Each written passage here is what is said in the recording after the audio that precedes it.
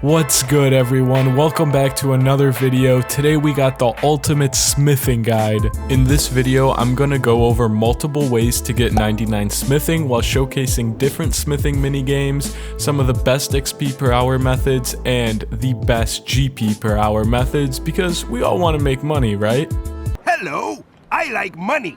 So let's just get right into it, starting with the low level methods, and there's not really a lot to choose from here, but bronze bars you could do right at level 1 by just smelting tin and copper together at the Edgeville furnace would be the best, and it makes you 60k an hour here, which is actually really solid for brand new accounts. Also, here's a list of quests you can do for some smithing XP too if you want to just skip these lower levels, which I'd honestly recommend.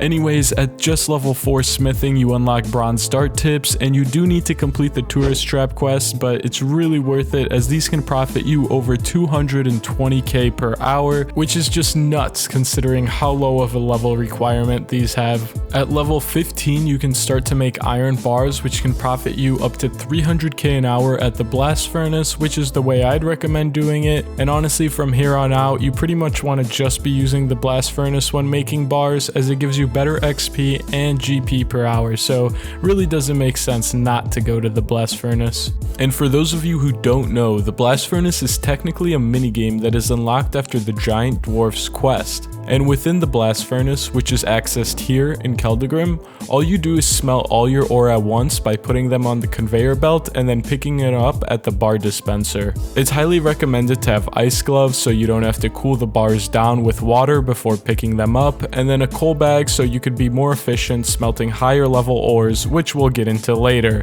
Anyways, at level 19 you can start making iron dart tips if you want, which profit you pretty much the same amount as bronze dart tips, although I'd recommend sticking to the blast furnace honestly, just because you'll make more money and more XP, and honestly at these levels it's really quick to level up, so I wouldn't even worry about what method you really choose to do for these first couple of levels.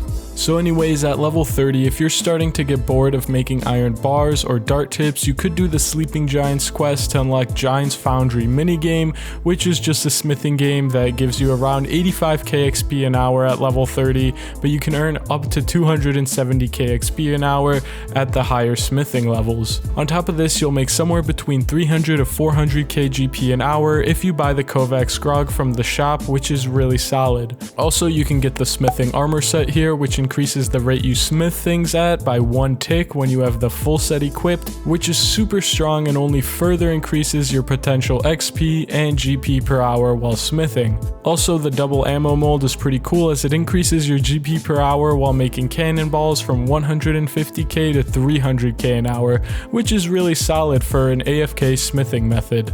So the only reason you really wouldn't do this minigame or go for this set is if you just plan on being at the blast furnace until 99, which is a viable method, and you can choose to either go the XP route or get decent XP rates and make a ton of money, so really can't go wrong with the blast furnace.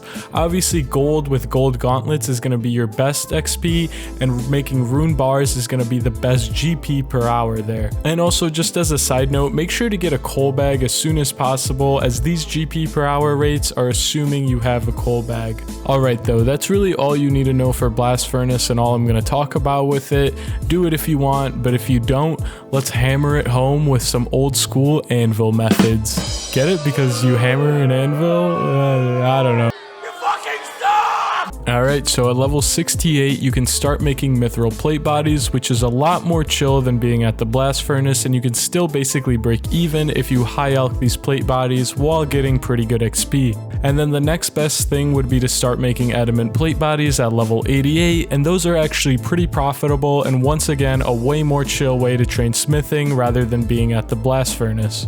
And also, I just want to reiterate that having a full smithing set here really helps, as it only increases the rate you make plate bodies at, which effectively increases your GP and XP per hour.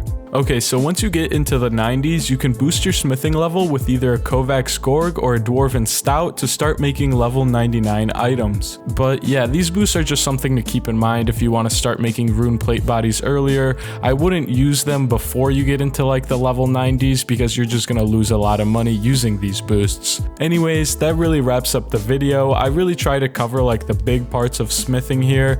I hope this helped you guys out. It's definitely a good skill to train, so I recommend it. You could get through tons of Netflix shows on your way to 99. So yeah, leave a like if you enjoyed this video, subscribe, and leave a comment if you made it to the end. Thank you guys for watching and have a good day.